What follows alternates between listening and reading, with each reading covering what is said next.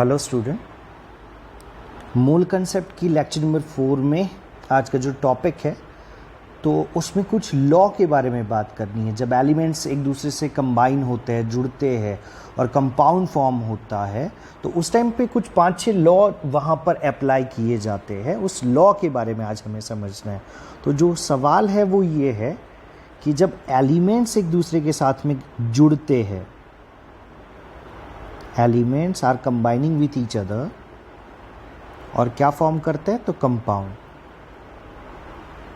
और अगर compound form होता है तो एलिमेंट से कंपाउंड फॉर्म होने में कौन कौन से लॉ अप्लाई होते हैं। तो टोटल मैंने कहा जैसे 5-6 लॉ है। सबसे पहले वाला जो लॉ हम पढ़ेंगे that is law of conservation of mass. Law of conservation of मास। आपने एक लॉ पढ़ा होगा, law of conservation of energy. बस उससे कुछ मिलते जुलते वर्ड्स इसके अंदर अप्लाई करने, बाकी बहुत इजी है। एंटोनी लेवोजियर भाई साहब ने जो कहा था, आगे पढ़ते हैं इसकी शॉर्ट नोट में, थोड़ा सा और ज़्यादा डिस्कशन करेंगे उस टाइम पे लॉ ऑफ कंजर्वेशन ऑफ मास पे। तो जो सेकंड नंबर का लॉ हमें पढ़ना है बेटा, that is law of constant proportion. Constant proportion. Third number पे पढ़ेंगे बेटा law of multiple proportion. Fourth number पे जो लॉ है that is law of combining weights. Law of combining weights. Fifth number पे है Gay-Lussac law.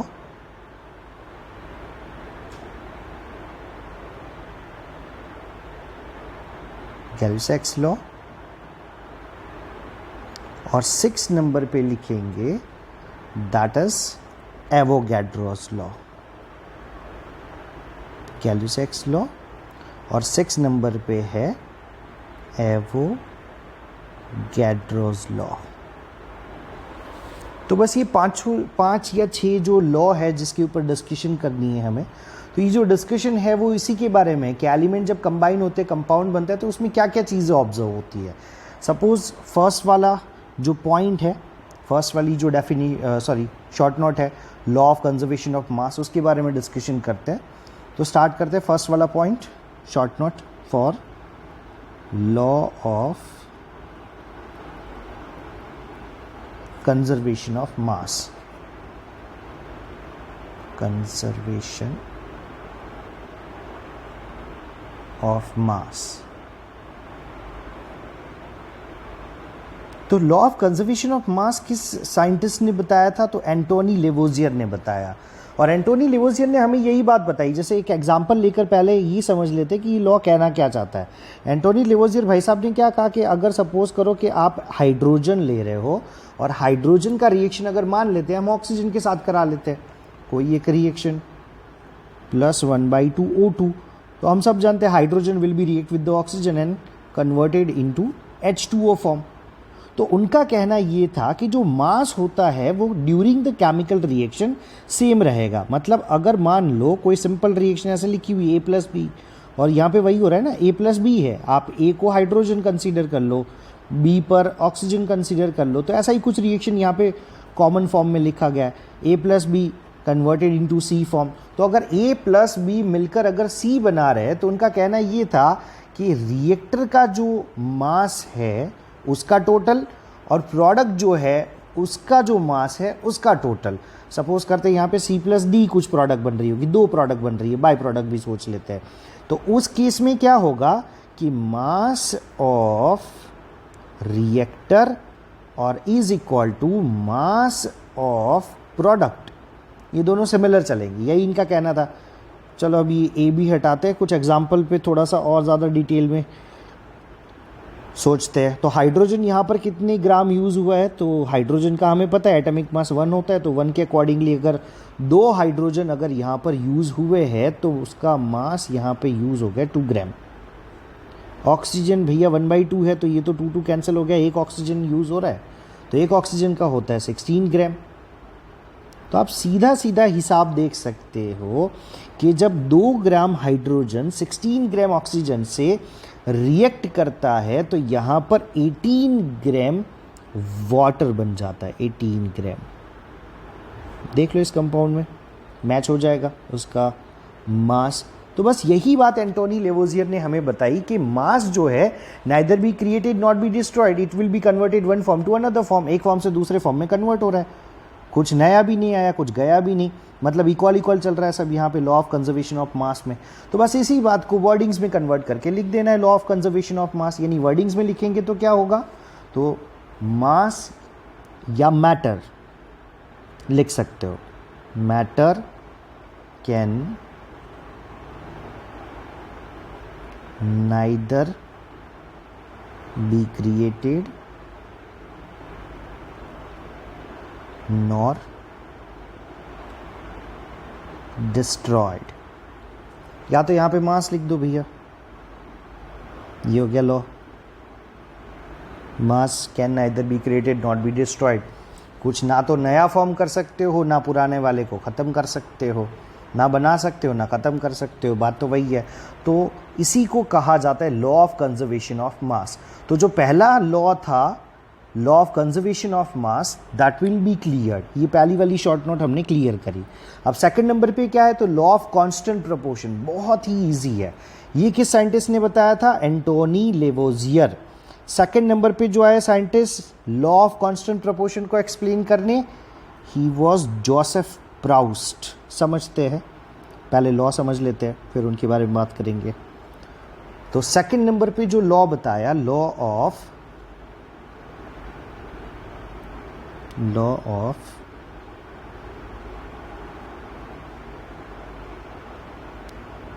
Constant proportion. Sometimes यहाँ constant की जगह पे डेफिनेट प्रपोर्शन भी लिखा हुआ होता है, तो वर्ड दोनों एक ही है बच्चा। तो दोनों पॉइंट इसी तरीके से समझने, लॉ ऑफ कांस्टेंट प्रपोर्शन लिखो या तो लॉ ऑफ डेफिनेट प्रपोर्शन लिख लो।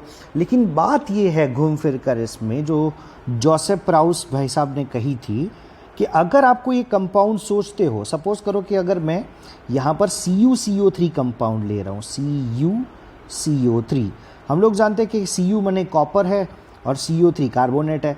तो इस कंपाउंड का जो नाम होता है, it is called nomenclature cupric carbonate. तो अगर क्यूप्रिक कार्बोनेट को देखा जाए तो इसकी सोर्सेज तो दो है, ये नेचर से भी मिल सकता है या लेबोरेटरी में बना लो भैया, नेचर से कलेक्ट कर लो या तो सिंथेसिस यानी कि लैब में बना लो। ये हो गया पॉइंट। तो एक काम करते हैं, नेचर से कहीं से कलेक्ट करके ले आए CuCO3, ये रहा CuCO3। तो एक चीज़ सीधी सीधी दिख जाएगी, इसमें 3 एलिमेंट अवेलेबल है, एक तो है कॉपर, दूसरा है ऑक्सीजन और तीसरा है कार्बन। ये 3 एलिमेंट अवेलेबल है यहाँ पे। तो अगर कॉपर, ऑक्सीजन और कार्बन को ऑब्जर्व किया जाए, यहाँ पे जो 3 एलिमेंट्स है उसका प्रपोर्शन जोसेफ प्राउस ने निकाला कि एक काम करते, नेचर से जो लाया हुआ है ना, पहले उसको ऑब्जर्व करते हैं। तो नेचर वाला CuCO3 उन्होंने लिया, नेचर वाला जो नेचर से उनको मिला हुआ था, और जब उसका स्टडी किया तो मास परसेंटेज जब निकाला तो पता चला कि उसमें जो कॉपर है वो 100% में, जैसे किसी भी कंपाउंड है वो कितना होता है, जैसे ये CuCO3 हम कलेक्ट करके लाए तो परसेंटेज अभी उसका कितना माना जाएगा, 100% CuCO3 है। तो अब उसमें कॉपर कितने प्रतिशत है, कार्बन कितने प्रतिशत है और ऑक्सीजन कितने प्रतिशत है, यही तो वैल्यू निकालना है हमें। और वही वैल्यू उन्होंने निकाला मास के हिसाब से, जोसेफ प्राउस ने।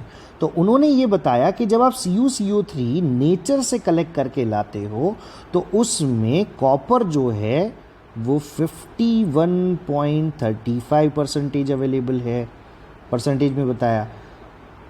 ऑक्सीजन जो है वो सेकंड नंबर पे 38.91% है, और कार्बन सबसे कम है भाई इसमें 9.74, और ऐसे कुल मिलाकर इसका 100% बन गया। मतलब अगर इन सब को जोड़ दोगे तो ये CuCO3 100% मिल जाएगा कंपाउंड, आपको 100% आंसर आ जाएगा। इट मीन्स कि जो नेचर से कलेक्ट किया हुआ एक एग्जाम्पल था क्यूप्रिक कार्बोनेट का, उसमें परसेंटेज वैल्यू मिल गई। अब उन्होंने कहा कि चलो जो लेबोरेटरी में तैयार किया हुआ है उसको लेके आओ, यानी कि सिंथेसिस मैन मेड। उसको जब लाकर स्टडी किया गया तो सेम रिजल्ट मिला भैया, उसमें भी कॉपर जो था वो 51.35% मिला, ऑक्सीजन 38.91% मिल गया और 9.74% कार्बन मिल गया। तो इससे तो ये प्रूव हुआ कि भैया चाहे नेचर वाली चीज़ हो चाहे सिंथेसिस हो, लेकिन उसमें जो अमाउंट होगी एलिमेंट की, यानी कि परसेंटेज अमाउंट कह लो, मास कह लो, ये चीज़ें कैसी होगी, फिक्स होगी, वो बदलेगी नहीं, चाहे आप नेचर से कलेक्ट करो चाहे आप आर्टिफिशियल बनाओ। एक और एग्जांपल समझते हैं इसमें, एग्जांपल 2 CuCO3। तो भैया थोड़ा सा और ऐसा ऑड लगेगा, लेकिन रूटीन लाइफ में हम जानते ही है कि पानी को दो तरीके से फॉर्म किया जा सकता है। एक तो भैया भगवान बारिश दे देगा तो H2O कलेक्ट कर लो, ये आई बारिश आई, बर्तन रख लो यहाँ पे, पानी भर लिया हमने यहाँ पे। अच्छा ब्लू बना देता हूँ, पानी काला तो होता नहीं है भैया, अवेलेबल है ब्लू, ये रहा, पानी कलेक्ट कर लिया। लेकिन पानी लेबोरेटरी में भी तो बन सकता है। अगर मान लो H2 का रिएक्शन 1/2 O2 से करा दे तो ये क्या बना लेगा, H2O। ये H2O मिल गया हमें। अब इसको कलेक्ट करो जो लेबोरेटरी में तैयार किया हुआ है, फिर से काला बना रहा हूँ भैया, यहाँ ब्लू आ जाएगा, पानी, ये आ गया। तो अगर पानी जो है उसका वेट प्रपोर्शन देखा जाए या उसका मास देखा जाए एलिमेंट के अकॉर्डिंगली, तो हमें सीधा सीधा पता है कि भैया H2O है तो इसमें हाइड्रोजन जो है वो 2 ग्राम है, 2 ग्राम, और ऑक्सीजन जो है ना वो 16 ग्राम है सर, 16 ग्राम। तो कुल टोटल वेट इसका आ गया 18 ग्राम। हर बार पानी का वेट 18 ग्राम ही होगा। अब लेबोरेटरी में बनाया हुआ है उसको भी देख लो, इसमें भी क्या होगा, H2O ही फॉर्मूला होता है, बदलेगा थोड़ी, H2O। तो हाइड्रोजन कितना हो गया सर, अगेन 2 ग्राम, ऑक्सीजन कितना हो गया सर, अगेन 16 ग्राम। तो यहाँ पर भी पानी का वेट वाला क्या मिलेगा हिस्सा, तो सर वही 18 ग्राम मिल जाएगा इजीली। तो यहाँ पर बारिश का पानी लेके आओ फिर भी 18 ग्राम वेट है उसका, और अगर लेबोरेटरी में बना लो फिर भी पानी का वेट 18 ग्राम है। तो ये नहीं बदलने वाला, और यही चीज़ हमें समझाई थी जोसेफ प्राउस्ट ने। तो उसके हिसाब से, उनके हिसाब से कहना ये था, लॉ के हिसाब से ये कहना था उनका कि law of constant proportion. Constant proportion it means आप कंपाउंड कहीं से भी लेके आ जाओ, लेकिन उसमें जो एलिमेंट है उनका मास परसेंटेज आपको हर बार सिमिलर मिलेगा, यानी कि सेम मिलेगा अगर कंपाउंड सेम है तो ये हो गया सेकंड वाला लॉ। अब जो हमने 5-6 लॉ लिखे हुए थे उसमें ये सेकंड वाला भी कंप्लीट हो गया, law of constant proportion. Third number पे अभी है लॉ ऑफ मल्टीपल प्रोपोर्शन। इसकी ना लॉ की लैंग्वेज थोड़ी सी गंदी लिखी हुई है टेक्स्ट बुक में अगर आप पढ़ोगे तो, लेकिन एग्जाम्पल बहुत ईजी है। अगर एग्जाम्पल के थ्रू पहले समझ लोगे और फिर डेफिनेशन लिखोगे तो बहुत ईजी हो जाएगी इस वाले लॉ में, लॉ ऑफ मल्टीपल प्रोपोर्शन में। तो लॉ ऑफ मल्टीपल प्रोपोर्शन करते हैं भैया तीसरे नंबर पे। वैसे भी 11th स्टैंडर्ड में सबसे ज़्यादा हार्ड चैप्टर था चैप्टर नंबर 15, इतना ज़्यादा हार्ड था कि बुक में डाला ही नहीं। तो बाकी तो सब इजी है, कुछ है नहीं। थर्ड वाला लॉ है लॉ ऑफ मल्टीपल प्रपोर्शन। ये हो गया भैया लॉ ऑफ मल्टीपल प्रपोर्शन। अब लॉ ऑफ मल्टीपल प्रपोर्शन क्या कहता है कि अगर मैं दो सिमिलर एलिमेंट की रिएक्शन करा दूं, लॉ क्या कहता है, पहला सीधा एग्जांपल पे अप्लाई कर रहा हूं फिर इसको वर्डिंग्स में लिखते हैं। लॉ क्या कह रहा है कि अगर आप दो सिमिलर एलिमेंट की रिएक्शन करा रहे हो अलग अलग प्रपोर्शन में, प्रोडक्ट अलग अलग मिलेगी। एग्जाम्पल के तौर पे एक रिएक्शन लिख रहा हूँ यहाँ पे, इसमें H2 है प्लस 1/2 O2 करते हैं, तो भैया ये 2 तो कैंसिल हो गया, एक ही ऑक्सीजन है, बन जाएगा H2O। रिएक्शन बैलेंस है, यहाँ पर भी 2 हाइड्रोजन, एक ऑक्सीजन, ये 2 कट गया ना, इसलिए एक हो गया। हाँ, और वैसे आपको पता होगा यहाँ पे O2 लिखना ज़रूरी होता है, O2 नहीं लिखोगे तो मार पड़ेगी भैया, क्योंकि जानते हैं कि एलिमेंट्री फॉर्म नहीं लिख सकते, O नहीं लिख सकते। O लिखोगे तो ऑक्सीजन को बुरा लग जाएगा, फिर दूसरी रिएक्शन में नहीं काम आएगा, वो करेगा नहीं, रूठ जाएगा। तो मॉलिक्यूल फॉर्म में लिखना है, दैट इज वाई कि हमने एलिमेंट्री फॉर्म नहीं लिया, O2 लिया और आगे क्या कर लिया है, ये 1/2 लिख दिया। यानी वो कहावत है ना, कान को इस साइड से पकड़ो इस साइड से पकड़ो, एक ही बात है ना। लेफ्ट वाला कान पकड़ना है तो कैसे भी पकड़ लो, लेकिन पकड़ना लेफ्ट वाला कान ही है, वैसे वाली बात है यहाँ पे। तो ऑक्सीजन को अगर एक्सप्लेन किया, लेकिन यहाँ पर एक ऑक्सीजन अगर आप यूज़ करते हो तो it will be converted into H2O form. अच्छा, एक और रिएक्शन सोचते हैं जिसमें ऑक्सीजन थोड़ा बढ़ा के सोचते हैं। तो सेकंड वाली रिएक्शन में मैं एक काम करता हूँ, H2 + O2 ले लेता हूँ, तो ये कन्वर्ट हो गया H2O2 में, हाइड्रोजन पेरोक्साइड में। अच्छा, यहाँ पर एलिमेंट दोनों सेम है, देखो ये वाला हाइड्रोजन, हाँ सर यहाँ पे भी है, देख लो पिक्चर अलग अलग है, हीरो तो एक ही है दोनों में। ये रहा ऑक्सीजन, ये रहा ऑक्सीजन, बस फ़र्क इतना है कि ऑक्सीजन थोड़ा सा प्लस माइनस हो गया है यहाँ पे, यानी कि यूज़ करने में वेट बदल चुका है इसका। अब यहाँ पे लॉजिक क्या है सर, हाइड्रोजन इसमें कितना यूज़ हो रहा है, 2 हाइड्रोजन है, इट मीन्स 2 ग्राम। तो भैया नीचे वाली रिएक्शन में भी तो 2 ग्राम हो रहा है। अच्छा, ऑक्सीजन में लोचा है, पहले वाले में 1/2 O2, ये 2 कट गया, सिर्फ ऑक्सीजन बचा, और एक ऑक्सीजन का होता है 816 के हिसाब से 16 ग्राम सर एटॉमिक मास। आगे पढ़ेंगे इसके बारे में, बहुत डिटेल में पढ़ना है इसके फ़ौरन बाद वाले लेक्चर में। तो 2 ग्राम ये हो गया, ये थोड़ा सा 29 जैसा लिख रहा है, मैं थोड़ा सा डैश कर देता हूँ यहाँ पे भैया, 2 ग्राम यूज़ हो रहा है, और ऑक्सीजन यूज़ हो रहा है यहाँ पे 16 ग्राम, और यहाँ पर 2 ऑक्सीजन है, डबल है, अब तो पूरा है मॉलिक्यूल है। तो उस टाइम पर अगर ऑक्सीजन का प्रोपोर्शन देखा जाएगा तो सर यहाँ पे 32 ग्राम है, 32 ग्राम, ऊपर 16 ग्राम था, ओके 29 लग रहा है, 2 ग्राम, 32 ग्राम हो गया। तो अगर इन दोनों को जोड़ के H2O बन रहा है पहली वाली रिएक्शन में, तो यहाँ पर प्रोडक्ट का वेट कितना हो जाएगा, यानी H2O का, तो सर ये हो जाएगा 18 ग्राम, और H2O2 जो हाइड्रोजन पेरोक्साइड है ये बन जाएगा 34 ग्राम। हमें प्रोडक्ट से मतलब नहीं है। अब देखो लॉ पे वापस आते हैं, लॉ ऑफ मल्टीपल प्रोपोर्शन क्या कहता है कि जो सिमिलर वाला एलिमेंट है उसको छोड़ दो, जो सिमिलर यूज़ हो रहा है, इट मीन्स मैं इसकी बात कर रहा हूँ, ये वाला हाइड्रोजन दोनों जगह सेम है, ऊपर भी 2 ग्राम नीचे भी 2 ग्राम, इसको भूल जाओ भैया। तो अब पूरा फोकस करना है ऑक्सीजन पे।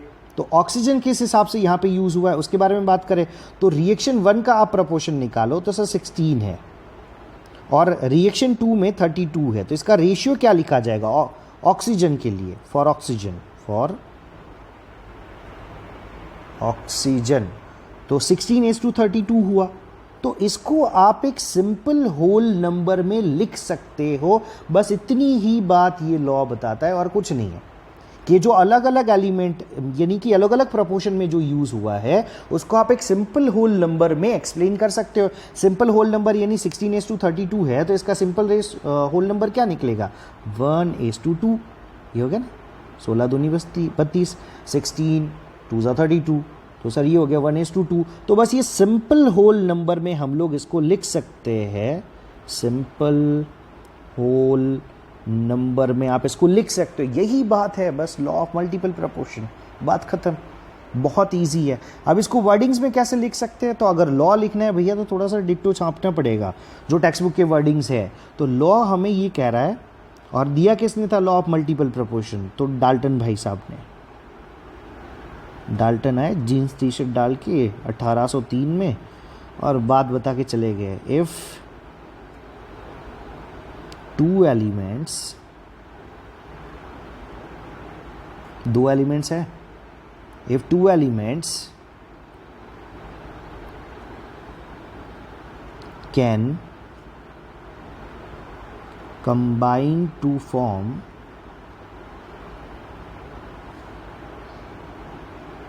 more than one compound,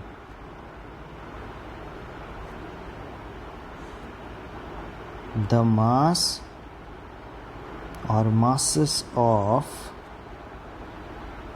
one element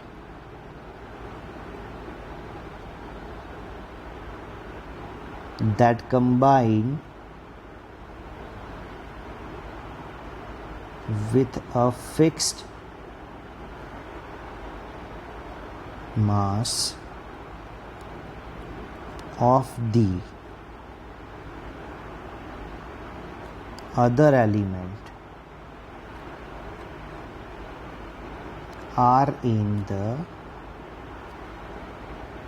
ratio of small whole number। अब समझा भी देता हूं, देखो क्या कहा इन्होंने, if two elements can combine to form more than one compound, यानी दो एलिमेंट एक दूसरे के साथ में जुड़ेंगे और मोर देन वन कंपाउंड यानी एक से ज़्यादा कंपाउंड बनाएंगे। ये रहा भैया, ये दो एलिमेंट जुड़े, एक बार H2O बनाया, ये दो एलिमेंट जुड़े, दूसरी बार H2O2 बना लिया, एक से ज़्यादा कंपाउंड बना रहे दो ही सिमिलर एलिमेंट जुड़ के, बस उसी के बारे में बात हो रही है।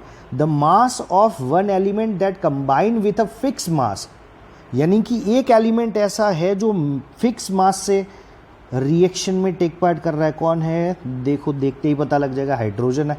उसको मारो गोली, उसके बारे में कोई बात नहीं करनी है हाइड्रोजन के बारे में, बस यहाँ पे वही लिखा हुआ है,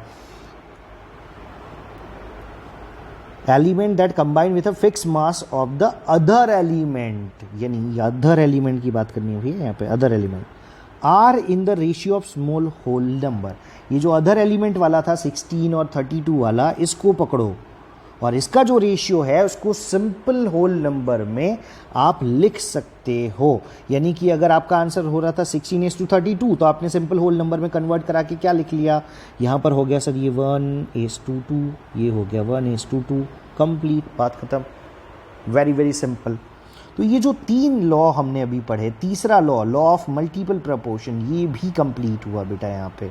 लॉ ऑफ मल्टीपल प्रपोर्शन बहुत इजी है, सिर्फ वर्डिंग्स आपको थोड़े से टेक्स्ट बुक के लिखने में थोड़ी सी दिक्कत हो सकती है, अदरवाइज एग्जाम्पल बहुत इजी है कि जो सिमिलर एलिमेंट थे जैसे हाइड्रोजन ऑक्सीजन रिएक्शन कर रहे थे, एक बार बनाया H2O, एक बार बनाया H2O2, हाइड्रोजन पेरोक्साइड, इसका वेट सिमिलर था, कैंसिल करो, ज़्यादा नहीं देखना, और इसका जो मास है उस मास की रेशियो को आप सिंपल होल नंबर में एक्सप्लेन कर सकते हो। तो एक बार इस वाली रिएक्शन में हमने देखा था 16 आ रहा था, सेकंड वाली में 32 ग्राम यूज़ हो रहा था, तो सिंपल रेशियो आपको मिल गया 1:2।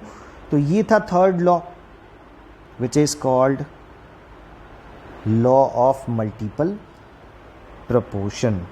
फोर्थ नंबर वाला लॉ है लॉ ऑफ कंबाइनिंग वेट्स। ये भी लॉ एग्जाम्पल बहुत इजी है, बस वर्डिंग्स थोड़े से ऐसे टिपिकल लग रहे हैं कि आपको थोड़ा सा हार्ड लग सकता है वर्डिंग्स के हिसाब से, बाकी तो बहुत इजी है। मैंने कहा जैसे 15 नंबर का चैप्टर बहुत हार्ड था तो भैया टेक्स्ट बुक में ही नहीं रखा, बाकी तो 1 to 14 है वो बहुत इजी है। तो फोर्थ लॉ के बारे में बात करते हैं बच्चा यहाँ पे, लॉ ऑफ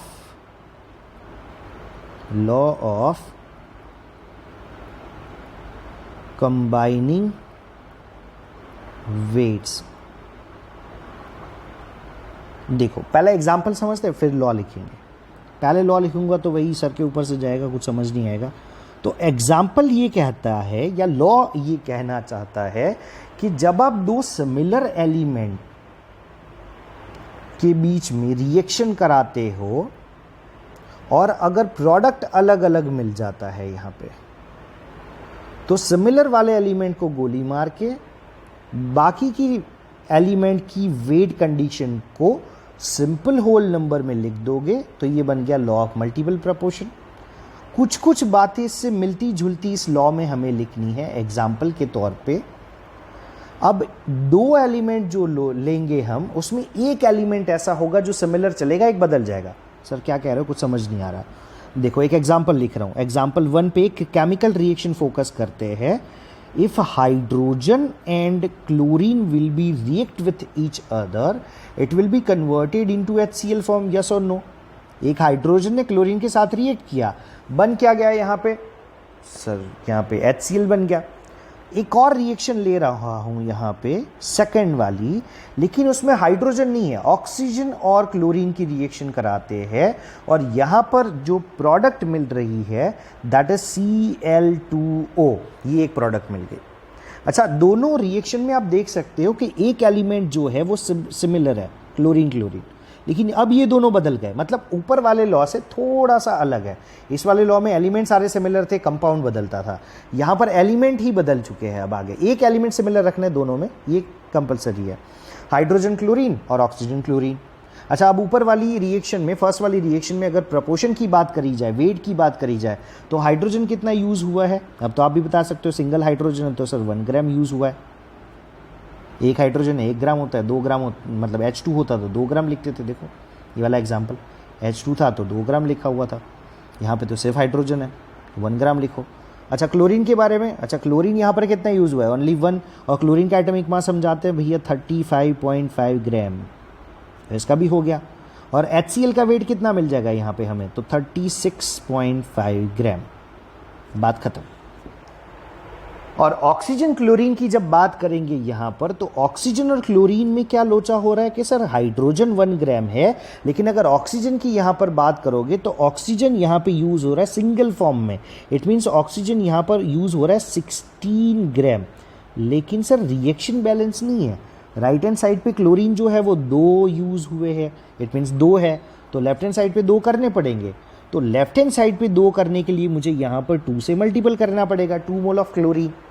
और अगर आप 2 क्लोरीन को यूज़ कर रहे हो यहाँ पे, Cl2 बना रहे हो, इट मीन्स अगर आप Cl2 ले रहे हो यहाँ पे, तो रिएक्शन में क्लोरीन कितना यूज़ हुआ है? तो क्लोरीन के लिए लिख देते हैं। अब एक क्लोरीन का वेट 35.5, तो 2 मोल यूज़ हो रहा है, तो सर ये तो हो गया 71 ग्राम। बट ऊपर वाली रिएक्शन में क्लोरीन कितना यूज़ हुआ है? Only 1 time.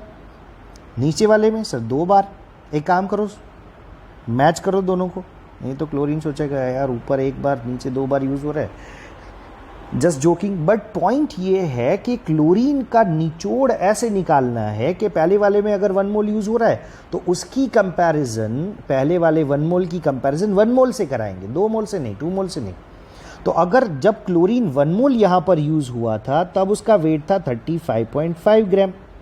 तो एक काम करते हैं ना, नीचे वाली रिएक्शन में भी 1 मोल करा देते हैं, यहाँ पे भी 2 मोल नहीं चाहिए, 1 मोल यूज़ करो, तो इसमें भी 35.5 ग्राम यूज़ हो जाएगा chlorine.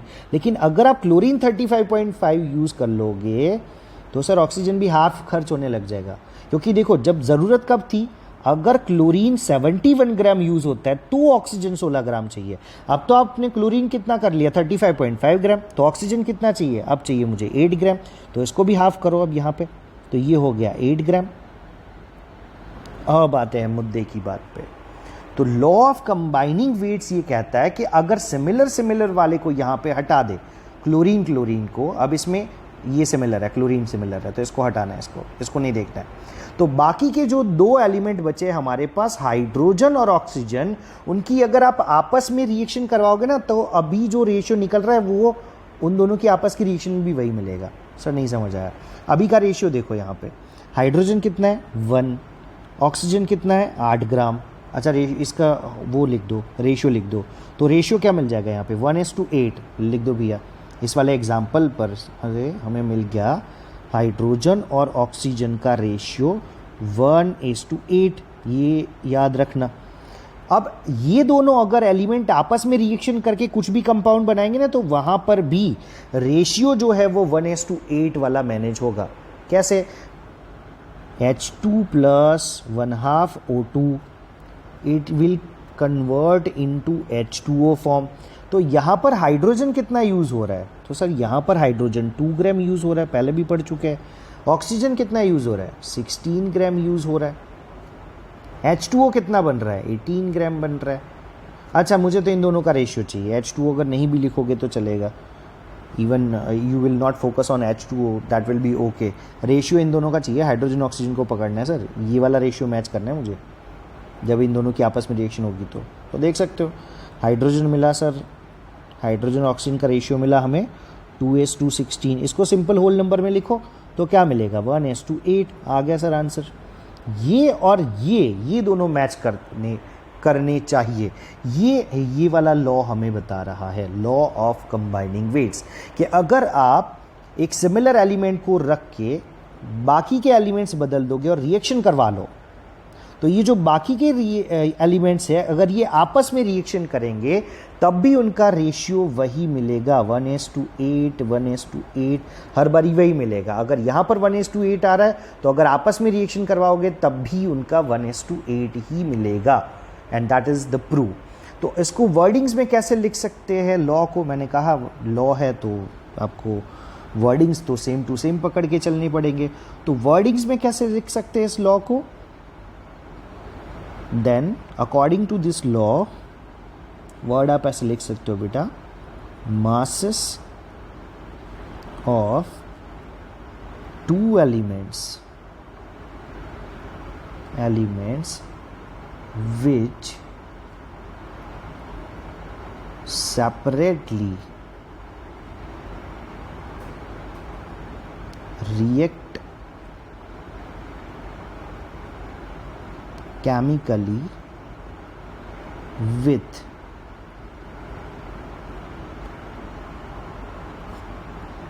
identical masses of a third element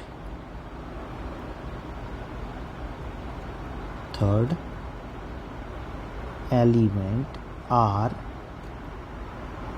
also the masses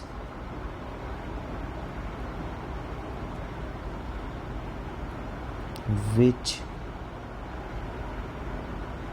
react with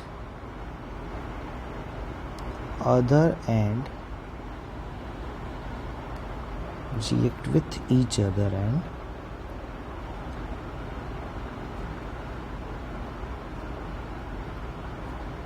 and are in simple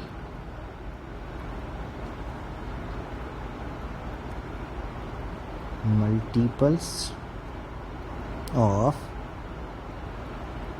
combining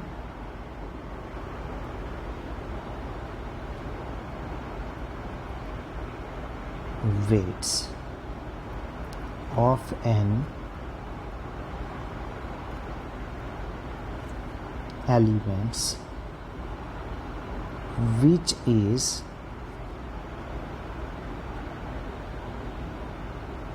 either equal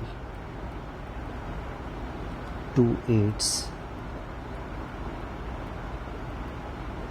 atomic weight or simple multiple of it।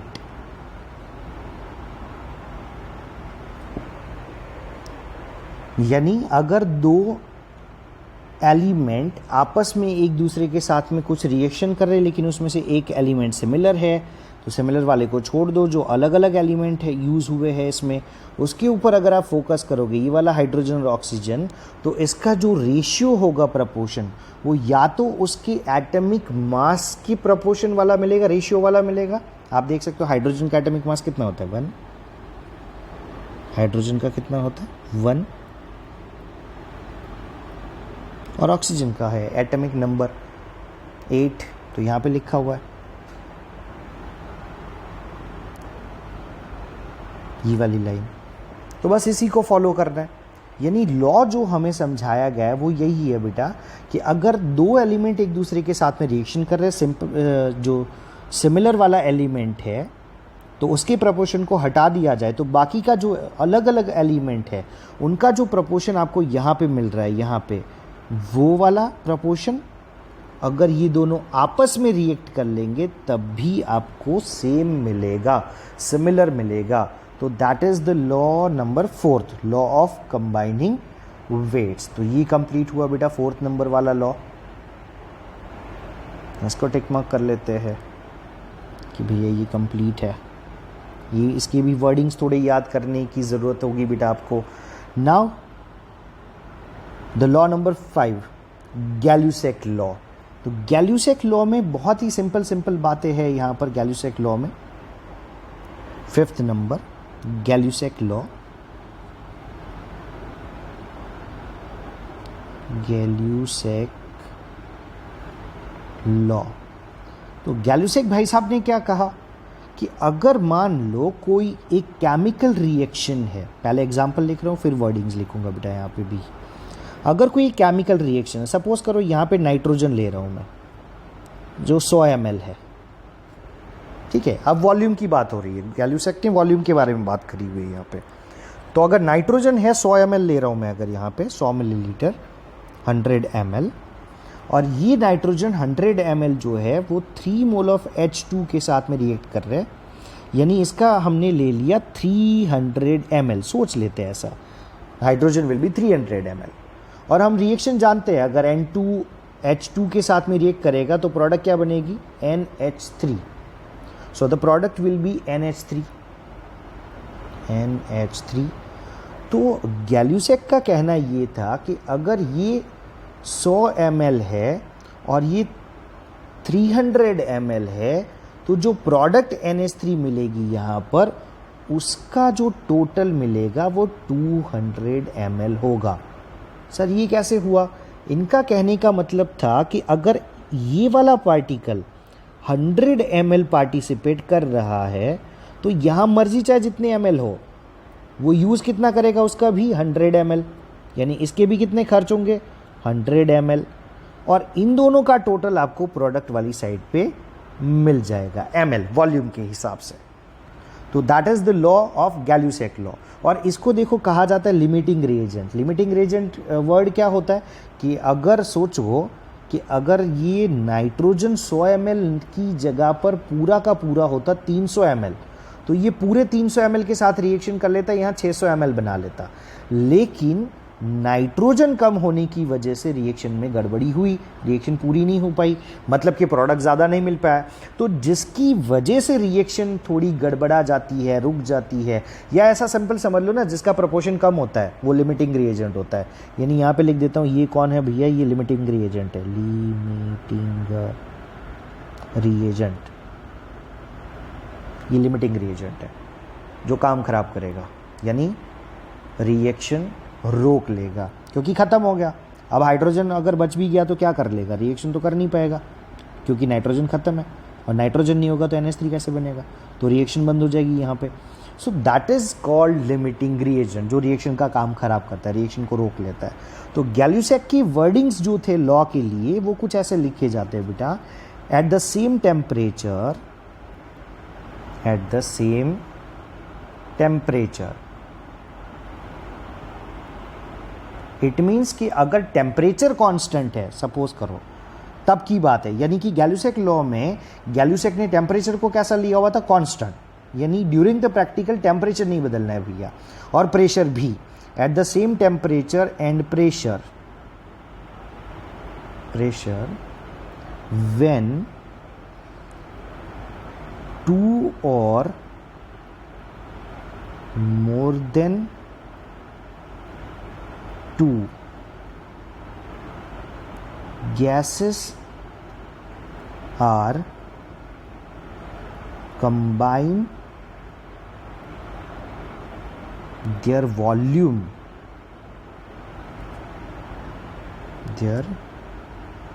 volumes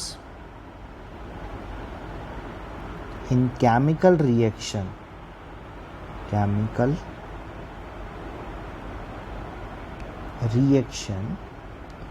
is in simple ratio। यानी इनका कहने का मतलब था कि आप चाहो तो इसको सिंपल रेशियो में लिख सकते हो भैया। ये आगे वाला जो है वो कौन सा, नाइट्रोजन हाइड्रोजन का रेशियो 1:3 ये है, बट हाँ प्रोडक्ट वॉल्यूम सेम रहेगा। इट मीन्स जितना रिएक्टर खर्च करेगा उतना ही प्रोडक्ट बनेगा वॉल्यूम के अकॉर्डिंगली। ये बातें गैल्यूसेक ने बताई, गैल्यूसेक ने अपने लॉ में समझाया हमें। तो गैल्यूसेक लॉ जो है वो 5th नंबर पे था, 5th नंबर वाला लॉ कंप्लीट किया हमने। सो इस पे भी टिक मार्क लगा देते हैं भैया कि ये 5वां वाला लॉ ख़त्म हुआ, इसकी बातें ख़त्म हुई गैल्यूसेक की। ओके, ऑलरेडी लगा रखा हुआ। और 6 नंबर पे है एवोगैड्रोस लॉ। अच्छा, एवोगैड्रोस की ज़्यादातर बातें मोल को लेकर होती है, जो मोल कंसेप्ट आपने सुना हुआ होगा, 1 मोल में इतने इतने पार्टिकल्स है, वो भी तो एवोगैड्रो भाई साहब ने चिल्ला चिल्ला के कहा था 6.022 × 10⁻23 पार्टिकल्स होता है। तो लास्ट लॉ एवोगैड्रो का है, एवोगैड्रोस लॉ। अब एवोगैड्रो भाई साहब कह रहे थे कि अगर आप वॉल्यूम सिमिलर रख रहे हो किसी भी गैस के लिए, और अगर वॉल्यूम सेम है तो उस टाइम पर उसकी नंबर ऑफ मोल्स भी सिमिलर होंगे। अगर मान लो कि मैं एक यहाँ पर वेसल ले रहा हूँ, सपोज करो कि यहाँ पे एक बीकर है और इस बीकर में मैंने गैस भर रखी हुई है, यहाँ पे हीलियम, पता नहीं है कितना मोल लिया हुआ है लेकिन बस हीलियम भरा हुआ है। और हाँ, इसका जो वॉल्यूम है हीलियम का वो सपोज कर लेते हैं 100 ml है। तो एवोगैड्रो का कहना था कि अगर आपने 100 ml में हीलियम भरा हुआ है तो अगर आप एक और बीकर ले लेते हो यहाँ पे और उसका भी अगर आप वॉल्यूम 100 ml करके यहाँ पर गैस बदल दो, अगर मैं नाइट्रोजन भर देता हूँ यहाँ पे, नाइट्रोजन के पार्टिकल्स है, तो अगर 100 ml हीलियम वॉल्यूम में हीलियम के पार्टिकल सपोज 1 मोल है, 1 मोल मतलब कितने पार्टिकल्स हुए यहाँ पे, तो 6.022 इंटू 10⁻23 पार्टिकल्स। तो यहां पर अगर नाइट्रोजन के भी उतना ही वॉल्यूम हुआ तो नाइट्रोजन के भी मोल वैल्यू उतने ही मिलेंगे, यानी 1 मोल ही मिलेगा। It means number of particles आपको सेम मिल जाएंगे, 6.022 इंटू 10⁻23 पार्टिकल्स। तो ये लॉ हमें बताया एवोगैड्रो ने कि अगर आप वॉल्यूम सिमिलर रखोगे at constant temperature, constant pressure, हाँ ये फिजिकल स्टेट सारी मतलब कांस्टेंट रहनी चाहिए। अगर आप ये वाला प्रैक्टिकल ले रहे हो तो इसमें टेम्परेचर, प्रेशर, ये सारी चीज़ें कांस्टेंट रहनी चाहिए, कांस्टेंट। और अगर ये सारी चीज़ें कांस्टेंट है तो उस टाइम पर अगर आप वॉल्यूम सिमिलर ले रहे हो तो भले आप गैस बदल दो लेकिन नंबर ऑफ पार्टिकल्स आपको सेम मिल जाएंगे गैस के। It is called Avogadro's law. Thank you बच्चों।